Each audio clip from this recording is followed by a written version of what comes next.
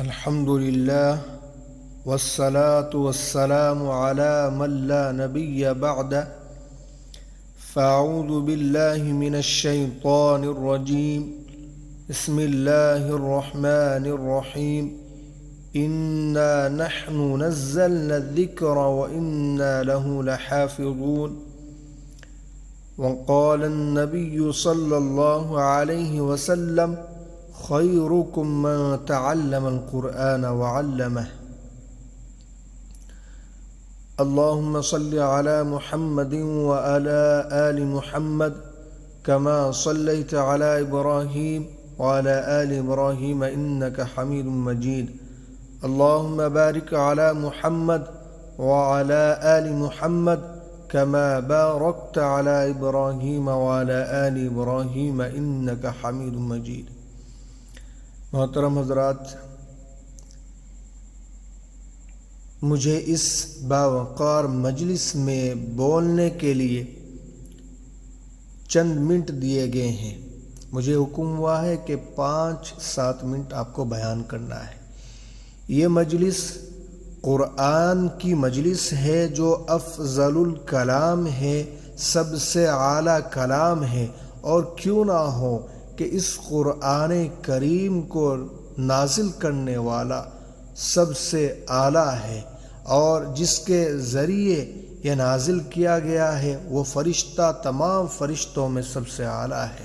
اور جس نبی پر نازل کیا گیا ہے وہ نبی تمام انبیاء میں سب سے افضل ہے، سب سے اعلیٰ ہے۔ ناظرین، اللہ تبارک و تعالی نے اس قرآن کریم کو اتارا تو اللہ فرماتا ہے انا نحن نزلنا الذکر وانا له لحافظون، کہ ہم ہی نے اس قرآن کریم کو نازل کیا ہے اور ہم ہی اس کی حفاظت کریں گے۔ اللہ تعالیٰ اس قرآن کریم کی حفاظت کس طرح سے کرتا ہے؟ اللہ تعالیٰ اس قرآن کریم کو سینوں کے اندر، چھوٹے چھوٹے معصوم بچوں کے سینوں کے اندر اس کو محفوظ کر دیتا ہے، اور اللہ تعالیٰ اس طرح سے اس کی حفاظت کرتا ہے کہ دنیا کی کوئی طاقت اس قرآن کو ان بچوں کے دلوں سے نہیں نکال سکتی ہے۔ آج تک کوئی ایسی مشین نہیں بنا پائے دنیا کے انسان کہ قرآن کریم کو جس بچے نے حفظ کر لیا ہے اور اپنے دل کے اندر محفوظ کر لیا ہے اس کے دل سے مٹا دیا جائے۔ اللہ تبارک و تعالی نے قرآن کریم کو معصوم بچوں کے ذریعے سے محفوظ کر دیا ہے، اور اللہ کے حبیب صلی اللہ علیہ وسلم نے فرمایا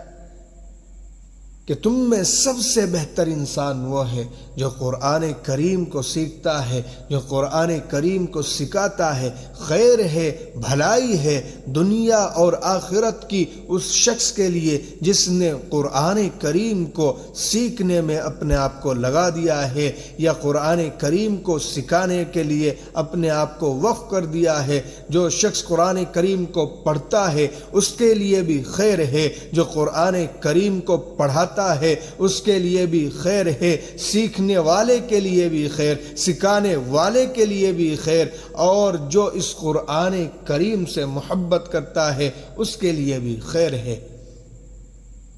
میرے دوستو، کل قیامت کے دن یہ حافظ قرآن بچہ جب اللہ کے دربار جائے گا، اللہ اس کو بلائے گا، میرے بندے میرے پاس آ، تو نے اس قرآن کریم کے وجہ سے اپنے آپ کو بھوکا رکھا، پیاسا رکھا، اور طرح طرح کی پریشانیاں اٹھائی، اذیتیں برداشت کی۔ اے میرے بندے، آج تیرا رب اس مجمع کے سامنے تیرا یہ اعزاز فرماتا ہے، جا تو ان لوگوں کے پاس جا جن کے اوپر جہنم واجب ہو چکی ہے، یہ لسٹ لے اور جا ان لوگوں کے نام تو لکھ کر لے کر آ جن پر میں نے جہنم کو واجب کر دیا ہے۔ میرے عزت و جلال کی قسم، جس کی بھی تو سفارش کرے گا میں اس کے حق میں تیری سفارش کو قبول کروں گا۔ حدیث پاک کے الفاظ ہیں، اللہ تعالی حافظ قرآن کو مجمع کے سامنے یہ اجازت عطا فرمائے گا۔ یہ حافظ قرآن جس وقت جا رہا ہوگا، او اللہ والو میری بات کو دھیان سے سن لو، اللہ فرمائے گا اے میرے بندے، اس شخص کی سفارش ہرگز مت کرنا جس نے تجھے دنیا کے اندر تانا دیا تھا، جس نے تجھے حقارت کی نظر سے دیکھا تھا، کہا تھا کہ تو حافظ قرآن بن کر کیا کر لے گا، میرے بندے میرے عزت کی قسم، جلال کی قسم، آج تو جس کی بھی سفارش کرے گا تیرا رب اس کے حق میں تیری سفارش کو قبول کرے گا، لیکن اس شخص کی ہرگز سفارش نہ کرنا جس نے تجھے ذلیل کیا دنیا کے اندر اور حقارت کی نظر سے تجھے دیکھا، آج تیرا رب اس کے حق میں تیری سفارش قبول نہیں کرے گا۔ پھر اللہ فرمائے گا، حدیث پاک کے اندر آتا ہے کہ میرے بندے تو قرآن کریم کو پڑھتا جا، جیسا کہ تو ٹھہر ٹھہر کر مزے لے لے کر دنیا کے اندر پڑھتا تھا، تو پڑھتا جا اور جنت کے دروازوں پر بالا خانوں پر چڑھتا جا۔ یہ حافظ قرآن کا اعزاز ہوگا، اور حافظ قرآن کے والدین کو بھی اللہ تعالیٰ بلائے گا اور مجمع کے سامنے ان کے سروں پر ایسے نور کے تاج پہنائے جائیں گے جو چاند سے بھی اور سورج سے بھی زیادہ چمک رہے ہوں گے، روشن ہوں گے۔ یہ حافظ قرآن کے والدین کا اعزاز ہوگا۔ میرے دوستو، اس لیے